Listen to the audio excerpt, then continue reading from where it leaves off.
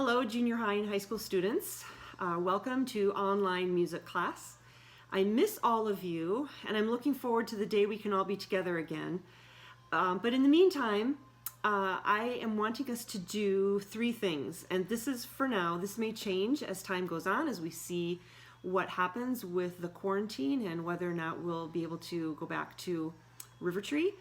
But while we're online, number one, I want us to learn some new songs and warm-ups.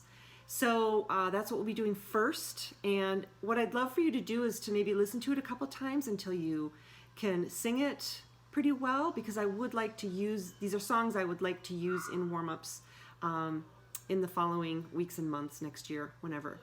Number two, I want us to become better at sight reading music. And so this is the first link that you'll see, and it's a series of sight singing lessons. It's very visual. I know it starts out very basic. It starts out with do, re, mi, fa, sol, la, ti, do. You know that. But it does start to pick up quickly by about lesson 3. So bear with me, because I think it will be very helpful for us as a choir to learn how to read music better. So we'll fill in some details as we go, but for today, just listen to or watch the video, which is fairly short.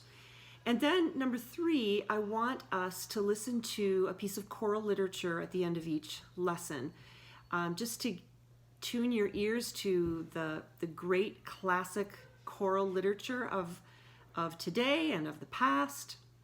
For today, I would like us to listen to John Rutter's The Lord Bless You and Keep You, which is the piece that we were going to sing for high school graduation, and perhaps still will. If we do end up singing it, I for sure want you to be familiar with it. It's a beautiful piece. It's a beautiful setting. It's done by a huge adult choir. It's actually a combination of several choirs that John Rutter himself is conducting. So I thought it was a cool performance. It goes a little bit slower than the way I would do it, than the way I've seen other choirs, but I think he did it slowly because of the massive amount of people singing it in that echoey building.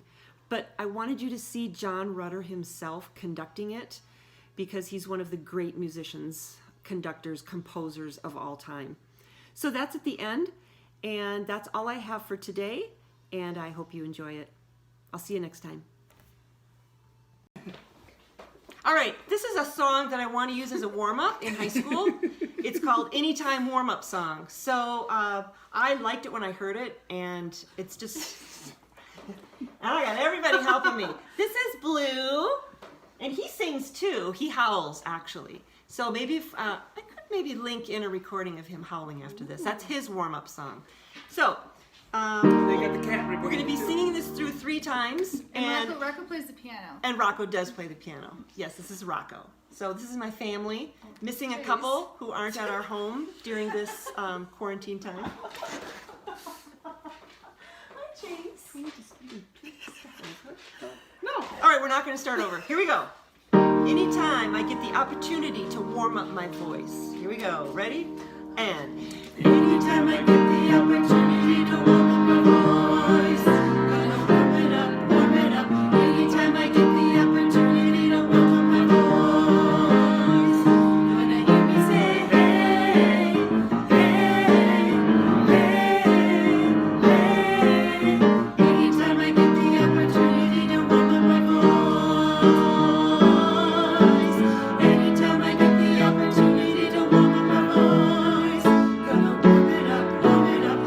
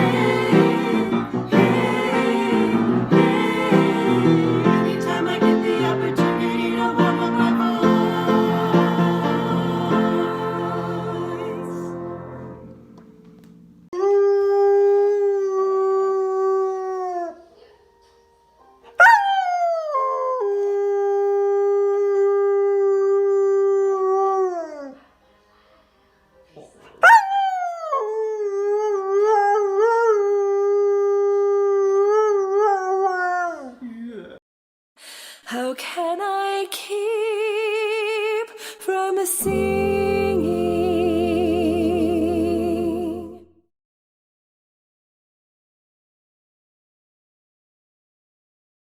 There are many components to music, more than we could count, but there are two that are absolutely necessary to make any song: pitch and rhythm. Let's start with pitch. Pitch tells us how high or how low a sound is. One high instrument, for example, is a flute.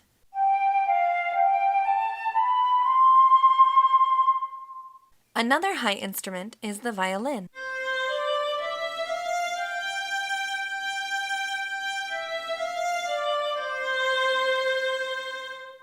One of my favorite low instruments is a cello.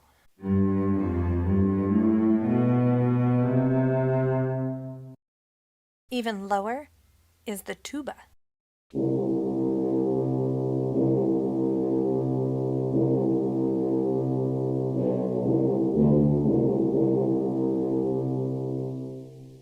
And then there are the pitches between.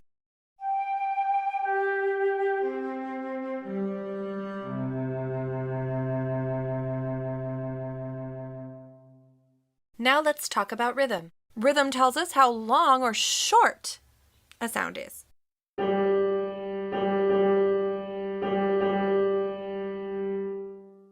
And then if we put the two together, we create a song.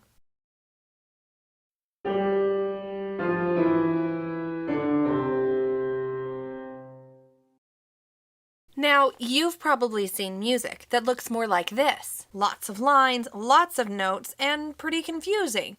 But we're going to back up a minute, because trying to read this is like trying to read novels before you even know your ABCs. We're going to go back and start with the ABCs. The ABCs of music are the do, re, mi's, otherwise known as solfege. This is what a solfege scale sounds like. Do, re, mi, fa, sol, la, ti, do. Let's try it again. This time sing along, and we're going to go up and down.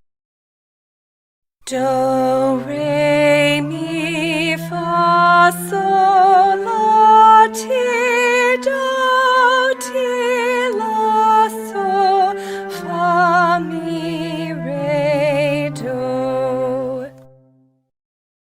Now let's try a song, but we're going to start with pitches only. Then we'll come back and add rhythm. Here are the notes. Do, do, do, re, mi, re, mi, fa, so, do, do, so, so, mi, do, so, fa, mi, re, do. Now, you might recognize it, but you might not. Let's add rhythm to it and see if now you can tell what song this is. Here's the rhythm, and here we go. Do, do, do, re, mi, re, mi, fa, so. Do, so, mi, do, so, fa, mi, re, do. Hopefully you figured out that that was row, row, row your boat. And now you have a general idea of pitch and rhythm. Thanks for watching that video. We hope you learned something new. Subscribe to receive notifications of new videos that we post, or keep watching to view our next lesson, introducing the sounds of major and minor.